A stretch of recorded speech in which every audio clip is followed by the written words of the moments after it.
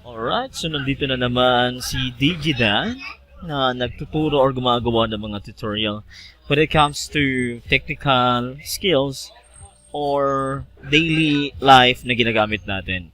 So for now, ang ating tutorial is all about how to create Gmail account or email account. No? So you have the options. So we have a lot of emails available in any media. So first, ang ituturo ko lang ngayon yung pinaka-common. And the first one is the Google account or Gmail, and the other one is Yahoo. But for now, I will be teaching for how to create a Gmail account. Okay? So as nakikita nyo, nandito ako ngayon sa screen ko. And ang first step nito, to create a Gmail account, so you must have a internet browser. So this one I will be using either Google Chrome and the other one is Firefox. So yung Google Chrome is very common. So for now I will be teaching using or how to create Gmail using the Firefox browser. Okay, so let's go. Now I click that one, or either you have the options to click here, double click this one, or if you have the icon that was put on the taskbar, you can just one click it here. Ayan. So, dito na tayo. And now, you have to type in www.gmail.com. So, as you can see, you can just follow the text format na nandyan. So, www.gmail.com. And then, press enter. And now, you will be seeing this portal or this interface. So as you can see here, since that we will be creating an account, so here, gumawa ng account. Okay, so click that. So para sa sarili ko, so kung sa English yan, create account, then for myself, ayan, for personal email, para sa email ng anak mo, like nag-aaral sila. Kasi nowadays, you need to have a Gmail account sa mga bata na nagmumodule so that they could able to browse or yung mga teacher nila may pinapagawa sa online. Okay? And this one is for the business. So let's go with para sa sarili ko or for myself. Click that one. And you will be giving this page now. You have to put your first name or unang pangalan. So first name. For example, you put here Dan. And the last name will be Dem. Okay? And as you can see, if you click, there are times that if you click the username, mag-auto-populate siya and they will give a suggestion na anong gagawin or anong username ang gagawin. Ano ba yung username? So, ito yung nilalagay mo every time that you will be logging into Gmail. Okay? For example, gmail.com. I'm sorry. gmail.com. Okay, there we go. Ayan, dito yan nilalagay, yung username. Pag nilalagay mo yan, and then may ka-partner yan na password. So now, yung suggestion niya is ito, dandem907. Or, another available is dem322575. Then, this one. And for me, para hindi masyadong mahirap para sa'yo, I'll go with, uunahin mo yung first name, then you can put period or dot, then last name, and you can add the numbers like your birthday, like my birthday. So for example, like 1999. That's just an example. That is not my age or my birth year. So yeah, look at this. It's 199, or you can just put two numbers there, or you can put to 22 as of the year right now you created the account. So then at gmail.com, so ang itsura ng username mo is dandem22. Okay, at gmail.com. Let me see if Google will allow this username. Let's go create password. Sabi niya, okay, there are instances if you will be creating a username, hindi yan tutuloy dahil sabi dito nakuha na ang username na iyan, subukan ng iba. So, kung sa English, this username was already been taken. So, try another one. So, let's put 199. Let's check.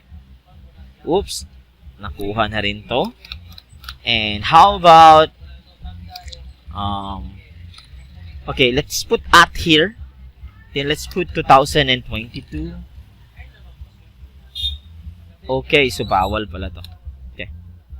Alright, so as you can see, bawal maglagay ng at dito since that you already have the special character here. So, since that it's not allowing us to create a username, so let me try another one. Okay. Then, first name and last name, and then the number here, 199. Let's see. Oh, wow. So, how about we'll be adding that one and the year for yung year ngayon. There you go. Perfect. Oh, by the way guys, sorry, I do apologize since nasa computer shop ako ngayon. Sa computer shop ko, so that is why medyo maingay siya, no? May background, may music. And hopefully, yung voice ko lang dito is hopefully clear. And i-edit ko lang talaga yung voice nito para mas clear pag pinapakinggan nyo na. So now, let's put a password. So for the password, I will just be copying that. Look at this. So, sabi niya dito, gumamit ng 8. Yung minimum niya is 8 na characters na may magkahalong titik, numero, at simbolo. No? So, should be the password is a mixture of letters, numbers, and then symbols. So, you can do this way. Your first name, Dan. Then, the last name, Dem. O, lagyan natin, Demet. Okay? Para hindi ka mahirapan, ipakita or click this, ipakita ang password or show password. Ayan, first name, last name, then Demet. Then, you can put at as a special character there. Then, 2022. Right? Then, kumpirmahin. So, just follow this one. Or, you can just highlight this. Then, right-click. Copy. Or, you can just press Ctrl-C. Then, Ctrl-V. Paste it there. Or, right-click, paste. Ayan. Ayan.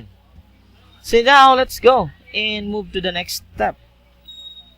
Oh, by the way, before I forgot, this one is very important kasi hindi natin, marami tayong iniisip, so hindi natin matandaan yung ginawa natin. So the best thing to do is, you should take a screenshot of this using your computer, or if you have the phone, you can just take a photo on your phone. If you are creating an account on your phone, just take a screenshot or print screen, okay, on your phone. But dito kung sa computer siya, you have the options to use snipping tool.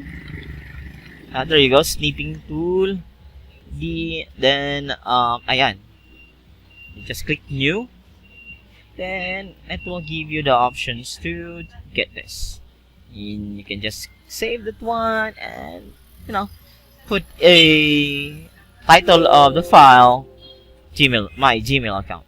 So, me, since that meron akong Lightshot na application, I can just press the print screen button on my computer. Then, magpe-print screen na siya. There you go. As fast as it is. Okay? Cancel.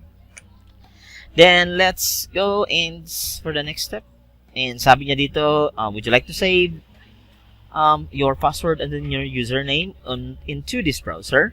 Kung personal computer mo lang naman ang ginagamit mo or nag-create ka ng Gmail sa computer mo or sa laptop mo or sa phone mo, better to save this. Click save. But if not, kung sa labas ka, better na wag mong i-save. Click this one. So, since dahil sa computer ko to ginawa, can click password. Save.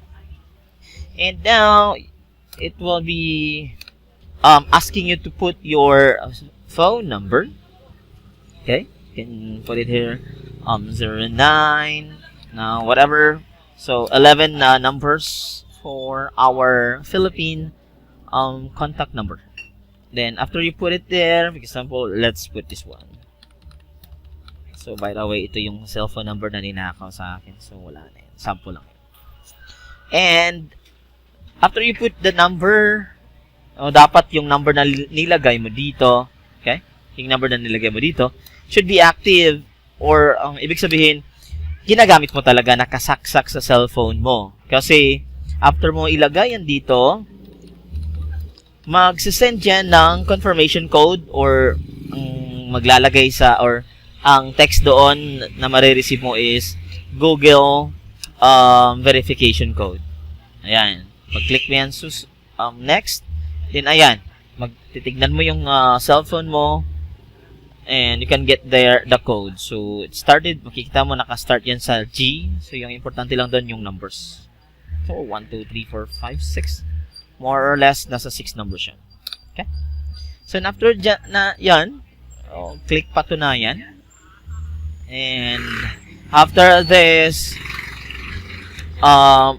malagay mo to yung code mo, click mo tong patunayan, then, tapos ka na. Magsasabi yan, yes, I'm in, no? So, right now, I could not able to give you the exact a phone number since wala akong pwedeng gamitin na phone number ngayon. So, ayan. Basta, ito yung pinaka-last na automatically na kailangan mo for verification sa phone number. So, after clicking this, then you have the last option na click ka lang ng yes, I'm in. Okay? Then, you will have now your Gmail account. Then, automatic yan magsa-sign in. And next time, if you'll be opening your Gmail to any browsers or any computers, you can just put your username there. Then, you can put your password like that. And you can log in on your Gmail. Okay? So, for example, this is my Gmail account. Here we go. Ito yung itsura niya. Diba? Ayan, so thank you so much for watching this video. Please support, follow, click, and manood para dadami yung views natin so that we could able to make more videos in the future. Okay? And thank you so much and bye for now.